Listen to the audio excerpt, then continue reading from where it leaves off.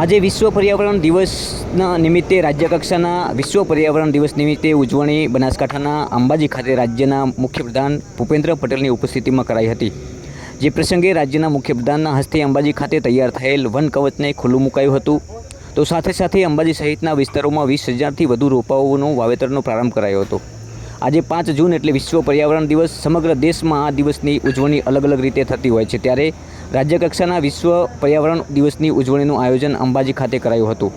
જે પ્રસંગે રાજ્યના મુખ્યપ્રધાન ભૂપેન્દ્ર પટેલ અંબાજી ખાતે પહોંચ્યા હતા। સૌપ્રથમ સીએમમાં મા અંબાના મંદિરમાં પહોંચ્યા હતા અને મા અંબાને શીશ ઝુકાવી પૂજન કરી તે બાદ ગબ્બર રોડ પર તૈયાર થયેલા વન કવચના લોકાર્પણ પ્રસંગે પહોંચ્યા હતા। જ્યારે બિનકાપી વન કવચને ખુલ્લું મૂક્યું હતું, તો સાથે સાથે ડ્રોન પદ્ધતિથી અરવલ્લીની ગિરિમાળાઓમાં થનાર રોપાઓના વાવેતરને નિહાળ્યું હતું।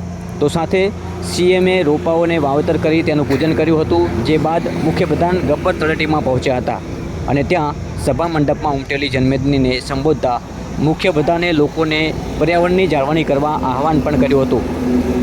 ત્યારે આ કાર્યક્રમમાં ઉમટેલા બનાસકાંઠાવાસીઓને સીએમએ કહ્યું હતું કે કેમ આજે કાર્યક્રમ શાંત છે, હવે તો બનાસકાંઠા જિલ્લાને પાણીદાર બનાવવાની નેમ પણ લીધી છે અને સંકલ્પ કર્યો છે।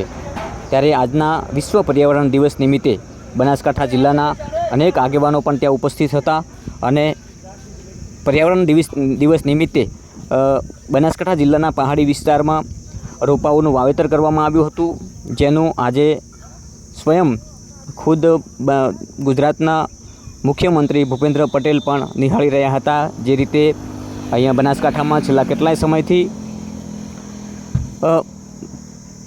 જે ઝાડ છે એ ઓછા થઈ રહ્યા છે।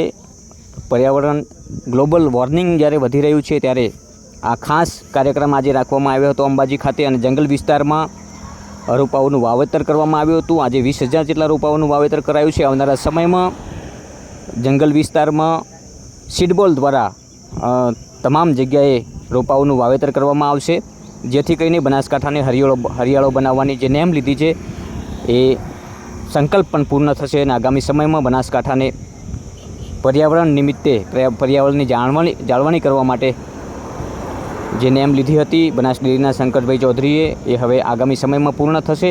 આજે વિશ્વ પર્યાવરણ દિવસની ભવ્ય ઉજવણી